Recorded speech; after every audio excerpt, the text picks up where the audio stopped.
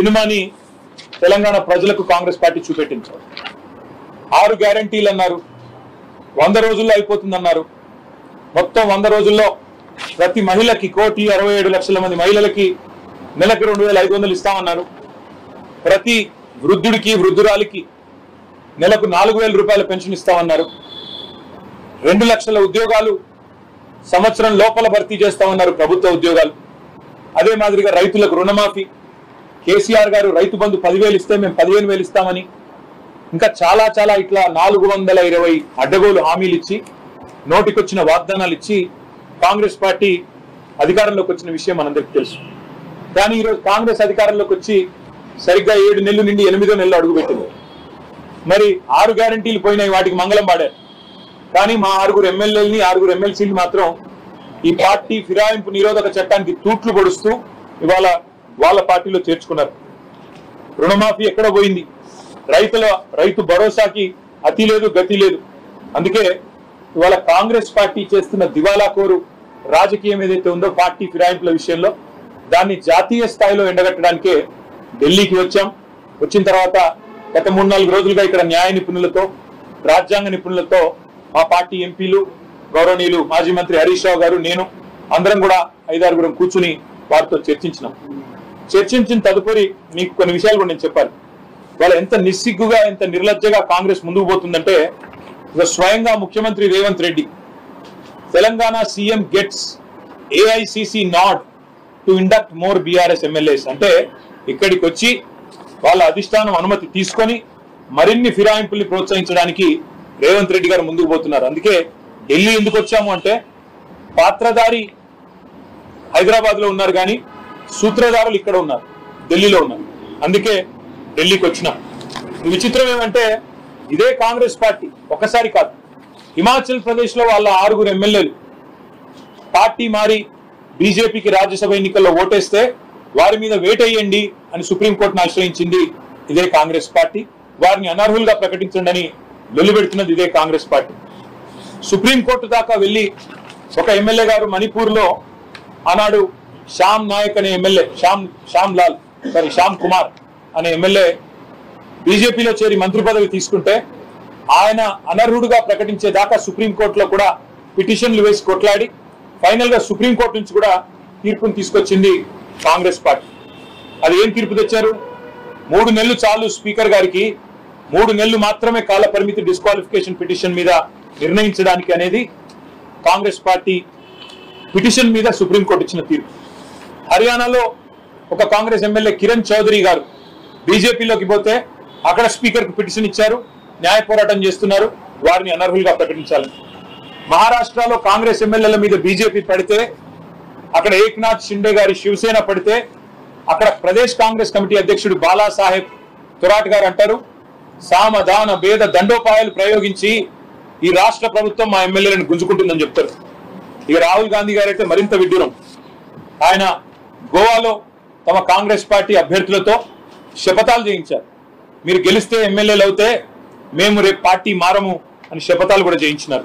ఇక చెప్పుకుంటూ పోతే ఇంకా వింతలు విడ్డూరాలు చాలా ఉన్నాయి. ముఖ్యంగా ఆయన సిద్ధరామయ్య గారు, ఆయన అంటారు 50 కోట్లు ఇస్తున్నారు కర్ణాటకలో కాంగ్రెస్ ఎమ్మెల్యేలకు, బీజేపీలో లాక్కుంటున్నారు అని సిద్ధరామయ్య గారు ఆయన కూడా ఒక స్టేట్మెంట్ ఇచ్చారు. ఇది స్పీకర్ గారు ఇచ్చిన తీర్పు, సుప్రీంకోర్టు స్పీకర్కి ఇచ్చిన తీర్పు. Speaker needs only 3 months to decide. అంతకంటే ఎక్కువైతే సుప్రీంకోర్టు తీర్పును ఉల్లంఘించినట్టు అవుతుంది. మేము దానం నాగేందర్ గారి మీద ఇచ్చిన పిటిషన్ మార్చి 18 నాడు ఇచ్చాం. జూన్ 18 కల్లా స్పీకర్ గారు తేల్చి ఉండాలి, తేల్చలేదు. మేము హైకోర్టుకు పోయాము, హైకోర్టులో ఇవాళ ఆ పిటిషన్ విచారణలో ఉంది. హైకోర్టులో న్యాయం జరుగుతుంది అనే బలమైన నమ్మకం మాకుంది. ఒకవేళ జరగకపోతే తప్పకుండా సుప్రీంకోర్టుకు వచ్చే ఆలోచన కూడా మాకుంది. ఇంకా విచిత్రమైన విషయం, రాహుల్ గాంధీ గారు ఆయన పార్టీ ఇది హైదరాబాద్ వేదికగా, తుక్కుగూడ వేదికగా జాతీయ మేనిఫెస్టో, కాంగ్రెస్ పార్టీ యొక్క జాతీయ మేనిఫెస్టో న్యాయపత్ర అనే పేరిట తెలంగాణలో ఆవిష్కరించారు. అందులో ఏం చెప్పినారు? We promise to amend the 10th schedule of the constitution and make defection an automatic disqualification of membership in assembly and parliament. అంటే వారి ఉద్దేశం ఏమంటే, ఎవరైనా ఒక ఎమ్మెల్యే ఒక పార్టీలో గెలిచి ఇంకో పార్టీలో పోతే, ఎవరైనా ఒక ఎంపీ ఒక పార్టీలో గెలిచి మరో పార్టీలో పోతే ఆటోమేటిక్ గా సంఖ్యతో నిమిత్తం లేకుండా ఆయనను అనర్హుడిగా ప్రకటించి ఆయన పదవి ఊడిపోవాలి, ఇది మేము దానికి కట్టుబడి ఉన్నాం, రాజ్యాంగ సవరణ చేస్తామని జాతీయ మేనిఫెస్టోలో హామీ ఇచ్చారు. రాహుల్ గాంధీ గారికి నిజంగా కూడా ఆస్కార్ అవార్డు ఇవ్వాలి. ఎందుకంటే ఏ తుక్కుగూడలో అయితే ఈ తుక్కు మాట చెప్పారో అదే వేదిక మీద దానం నాగేందర్ ఉంటాడు, కాంగ్రెస్ కండువా కప్పుకొని బీఆర్ఎస్ టికెట్ మీద గెలిచి. అదే వేదిక మీద తెల్లం వెంకట్రావు గారు ఉంటారు, అదే వేదిక మీద కడియం శ్రీహరి గారిని కూడా కూర్చోబెట్టుకుని ఒకవైపేమో రాజ్యాంగానికి తూట్లు పొడుస్తూ మరొక వైపు రాజ్యాంగం పట్టుకొని డ్రామా చేస్తున్నందుకు ఖచ్చితంగా రాహుల్ గాంధీ గారికి ఆస్కార్ అవార్డు కూడా ఇవ్వాలి. మీరు చూడండి, ఒకవైపు ఈ డ్రామా, రాజ్యాంగం పట్టుకొని ఆయన ఏదో రాజ్యాంగ సంరక్షకుడు, నేనే కాపాడుతున్నా ఈ దేశంలో రాజ్యాంగం, మోడీ గారు ఏదో నాశనం చేస్తున్నట్టు పార్లమెంట్ లో బిల్డప్. 2 కిలోమీటర్ల దూరంలో ఉన్న ఏఐసిసి ఆఫీస్కి వచ్చి పోచారం శ్రీనివాసరెడ్డి గారిని మరి ఈరోజు చేర్చుకున్నారు. గాయారాం పోయింది, ఇప్పుడు పోచారం కాడి దాకా వచ్చింది. ఇది ఈరోజు రాహుల్ గాంధీ నిజరూపం. రాహుల్ గాంధీ రాజ్యాంగం పట్టుకోవడమే కాదు, రాజ్యాంగం అప్పుడప్పుడు చదవాలి, రాజ్యాంగ స్ఫూర్తి ప్రకారం నడవాలి. అదే మాదిరిగా ఇంకా విచిత్రం, అసలు ఇవాళ ఒకరు కాదు, మా ఎమ్మెల్యేల ఇళ్లకు పోయి ఒక్కొక్కరింటికి ముఖ్యమంత్రి స్వయంగా పోయి పోచారం ఇంటికి, ఇంకా కేశవరావు గారి ఇంటికి పోయి ఎమ్మెల్యేల ఇళ్లలో పోయి బతిమలాడి భయపెట్టి వారికి ఏమేమో ఇచ్చి, మరి సిద్ధరామయ్య చెప్పినట్టు 50 ఇస్తున్నారా ఎక్కువ ఇస్తున్నారా మాకు తెలియదు, మేము ఆరోపిస్తలేము, సిద్ధరామయ్య గారు చెప్పిన దాన్ని కోట్ చేస్తున్నాను నేను.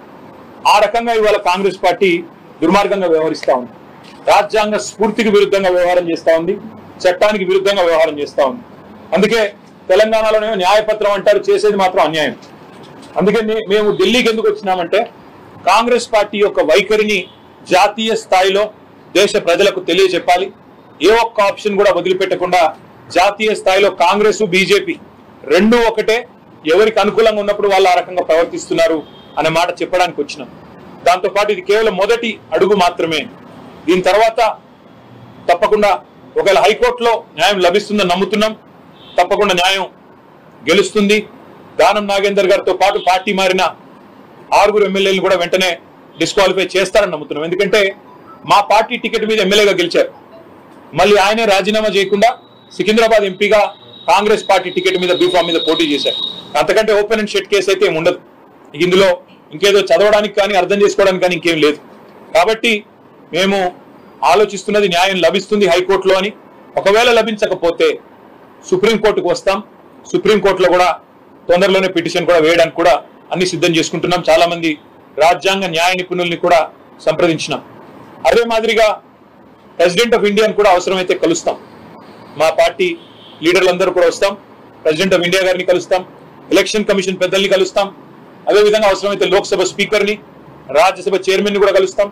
ఏ రకమైన వ్యవహారం తెలంగాణలో నడుస్తుందో, కాంగ్రెస్ నిర్వాహకం ఏందో జాతీయ స్థాయిలో ఎండగడతాం. కాబోయే సెషన్ కూడా వస్తా ఉంది 22 నుంచి 22వ తారీఖు సెషన్ ప్రారంభంగా అవుతా ఉంది. మాకు రాజ్యసభలో 4 సభ్యులు ఉన్నారు, రాజ్యసభలో కూడా ఈ అంశాన్ని లేవనెత్తుతాం. అంటే ఏ వేదిక మీద అయితే న్యాయం జరగాల్సి ఉంటుందో ఆ ఏ వేదికను కూడా వదిలిపెట్టకుండా తప్పకుండా కాంగ్రెస్ పార్టీ యొక్క దుర్మార్గాన్ని ఎండగడతాం. ఏ ఒక్క అంశాన్ని కూడా వదులుకో. ప్రైమ్ మినిస్టర్ అని మీరు అన్నారు, ప్రైమ్ మినిస్టర్ ని కలవాలన్న ఆలోచన అయితే లేదు. ఎందుకంటే కలిసినా ఏదైనా అభివృద్ధి గురించి కలుస్తాం తప్ప ఈ విషయంలో వారు చేయగలిగేది ఉండదు. కాబట్టి ఎలక్షన్ కమిషన్ కానీ ప్రెసిడెంట్ కానీ కస్టోడియన్స్ ఆఫ్ కాన్స్టిట్యూషన్ ఎవరైతే ఉన్నారో వారిని కలుస్తాము.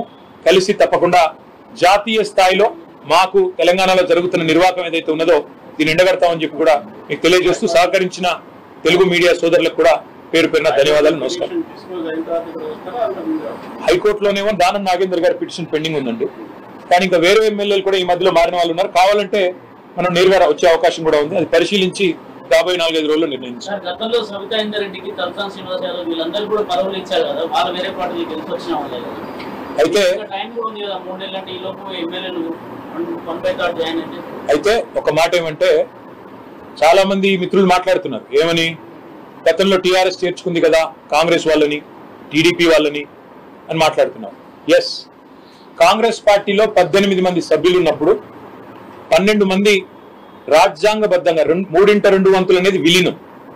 విలీనానికి ఫిరాయింపుకు తేడా ఏంటంటే 3/2 వంతుల ఒక శాసనసభ పక్షం కానీ పార్లమెంటరీ పక్షం కానీ ఒకవేళ ఇంకో పార్టీలో చేరాలనుకుంటే రాజ్యాంగం ప్రకారమే ఆ వెసులుబాటు ఉంది. అది కాంగ్రెస్ విషయంలో 18లో 12 మంది చేరారు, టీడీపీ విషయంలో 15 మందిలో 10 మంది చేరారు, బీఎస్పీ ఇద్దరు ఉండేది, వాళ్ళు ఇద్దరు చేరారు. పోయిన టర్మ్ లో టీడీపీకి ఇద్దరు ఉంటే ఇద్దరు కూడా చేరారు. కాబట్టి విలీనానికి ఫిరాయింపులకి ముందుగా మనం వ్యత్యాసం తెలుసుకోవాలి. ఒకటి. రెండవది, మాకు 38 మంది శాసనసభ్యులు ఉంటే ఇప్పుడు అందులో 6-7 ఈరోజు కాంగ్రెస్ పార్టీ కండువా కప్పుకున్నారు. ఒకటేసారి 26 మంది పోతే అది విలీనం. కానీ ఒక్కొక్కరుగా పోయి అక్కడ అవతల టికెట్ల మీద పోటీ చేస్తే అది ఫిరాయింపు కిందకే వస్తుంది. ఈ విషయంలో చట్టం చాలా స్పష్టంగా ఉంది. కాబట్టి ఈ 6-7 ఎవరైతే ఉన్నారో ఆ ఎన్నికలు తప్పవు, ఉప ఎన్నికలు తప్పవు. వీళ్ళ పదవి ఊడగొట్టడము ఖాయం. తప్పకుండా ప్రజాక్షేత్రంలో వీళ్ళు పరాభవం కూడా ఎదుర్కోక తప్పదు.